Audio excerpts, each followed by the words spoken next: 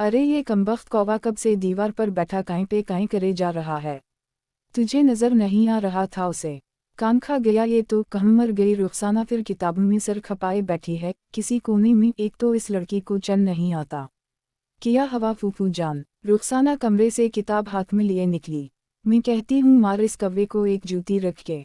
खाला सकीना ने रख के पर जोर देते हुए कहा। क्यों फूफू इस बेज़बान पर जुल्म कर रही हैं? अरे जुल्म तो ये कर रहा है, मेहमानों की आमद का चीख कर ऐलान कर रहा है। महंगाई का उसे पता नहीं कि आजकल तो खाने के लाले पड़े हैं और ये मनहूस मेहमानों का ऐलान कर रहा है। खाला भी अपने नाम की एक थी। अच्छा फूफू आपको कौन की ज़बान आती है? रुखसाना ने हैरत से पूछा। तुझे पता नहीं कि जब घर में कौवा चिका तो मेहमान आते हैं? खाला ने इससे भी ज़्यादा हैरत का मुजाहिरा किया। ओहू फूफू, ये सब बकवास होता है। ऐसे लोगों को तो हम परस्त कहते हैं और अगर इत्तिफाक से मेहमान आ भी जाए तो क्या हवा। मेहमान तो अल्लाह की रहमत होते हैं और रही खाने पीने और महंगाई की बात तो मेहमान अपना रिज़्क़ खुद लाता है। तो फिर आप क्यों टेंशन ले रही हैं? काहे को टेंशन ना लूं, आज तक कौन सा मेहमान है जो खुद अपना खाना लाया है? साथ जिसे देखो खाली हाथ ही चला आता है। खाला कहाँ पीछे रहने वाली थी। ओफो फूफू, मैं आपको कैसे समझाऊं? अल्लाह ताला अपनी कुदरत से रिज़्क़ में इजाफ़ा कर देता है और मेहमान की आमद पर तो इंसान को खुश होना चाहिए क्योंकि इससे तो अल्लाह ताला भी खुश होते हैं। आप खुद सोचें कि क्या हमें खुश नहीं होना चाहिए? वैसे फूफू कोई मेहमान नहीं आ रहा, बेफ़िक्र हो जाएं। रुखसाना अपनी फूफू को तसल्ली देकर कमरे की तरफ चली गई और खाला उसे जाता देखती रह गई। रुखसाना अपनी फूफू के साथ रहती थी जो खुद भी अकेली थी। सुलाइयाँ करके गुजारा होता था।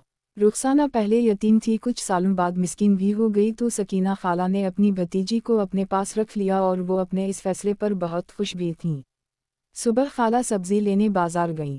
सख्त गर्मी में पहले ही दिमाग ख़राब हो रहा था, ऊपर से फ़कीरों ने नाक में दम कर दिया था। हक़ अल्लाह हक़ हक़ हक़। काफ़ी देर से सकीना खाला नोट कर रही थीं। एक फ़कीरन के पीछे हक़ हक़ के नारे लगा रहा था।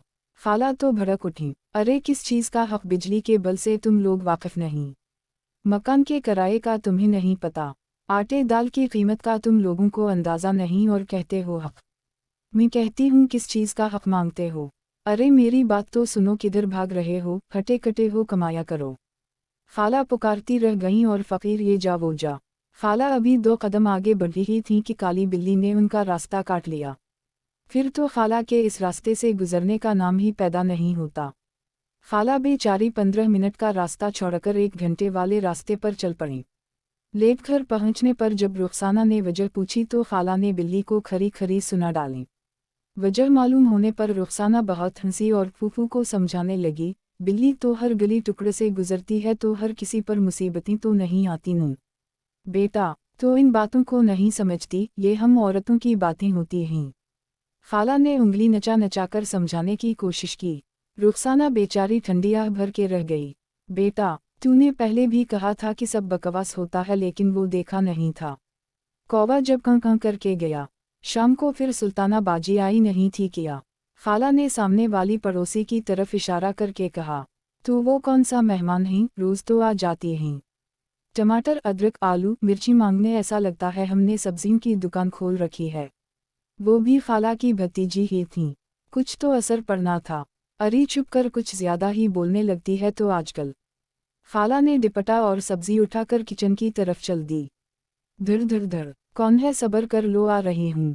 किसी ने बेसब्री से दरवाज़ा पीटा तो रुखसाना पैरों में जूते अरसकर भागी। बोलो किया हवा राशि? रुखसाना ने दरवाजे पर खड़े बच्चे से पूछा। रुखसाना बाजी, चचा मुंशी की बीवी का इंतकाल हो गया है। अम्मी कह रही थीं अगर जाना है तो साथ चलने हैं।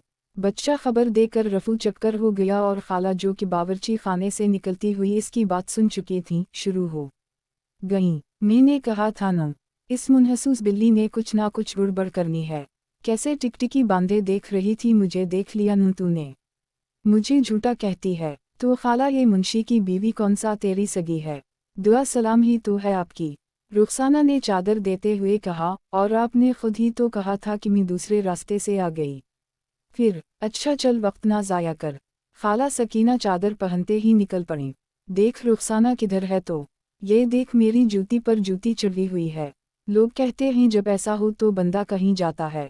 اب یہ جھوٹ تو نہیں ہے نا، میں آج شمشاد کی برسی میں جاؤں گی، خالہ نے تیز آواز میں اعلان کیا۔ اچھا بھائی، پھوپھو جاؤ میرا کیا، رخسانہ نے ہار مانتے ہوئے کہا۔ تو نے منہ کیوں پھلا لیا؟ لے آؤں گی تیرے لیے ایک پلیٹ بریانی، اب منہ ٹھیک کر، وہ بیچاری کیا کہتی ہے، سر پیٹ کر رہ گئی۔ میری الٹی آنکھ پھڑک رہی ہے، مجھے تو کچھ ٹھیک نہیں لگ رہا۔ خالہ برسی سے واپسی آتے ہی فریاد کرنے لگی۔ اف پھوپھو، آپ اتنی تو ہم پرست کیوں ہیں؟ رخسانہ تو روز روز کے ڈراموں سے چڑ کر رہ گئی تھی۔ پھوپھو آپ خود سوچیں، لوگ جو اتنا جھوٹ بولتے ہیں کہ پاچا الٹا ہو جائے تو لوگ کہیں جاتے ہیں، بلی راستہ کاٹے تو کوئی آفت آتی ہے، اور آپ نے جیسا کہا کہ آنکھ پھڑکے تو کوئی مصیبت آتی ہے وغیرہ۔ ایسا جو کہتا ہے آپ جا کر ان سے پوچھیں کہ یہ کون سی کتاب میں لکھا ہے یا کس پیغمبر یا نبی نے فرمایا ہے۔ ہمارے لیے تو قرآن و حدیث ہی مستند ذرائع ہیں، اگر ان میں نہ ہو تو ہمیں ایسی بے پر کی باتوں پر قطع دھیان نہیں دینا چاہیے۔ اس نے تو پھوپھو کو اپنی طرف سے سمجھانے کی بھرپور کوششیں کی اور واقعی پھوپھو سمجھ گئی۔ خوب سوچ سمجھنے کے بعد فیصلہ کیا کہ آئندہ کبھی تو ہم پرستی نہ کروں گی۔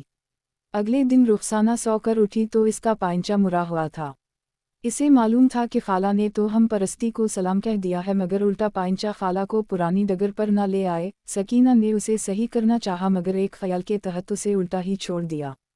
خالہ اچانک کمرے میں داخل ہوئیں، ان کی نظر سیدھی اس کے پائنچے کی جانب گئی۔ اب یہ پائنچہ، خالہ کہتے کہتے رک گئی۔ رخسانہ نے خالہ کی طرف دیکھا تو دونوں ہنس پڑیں۔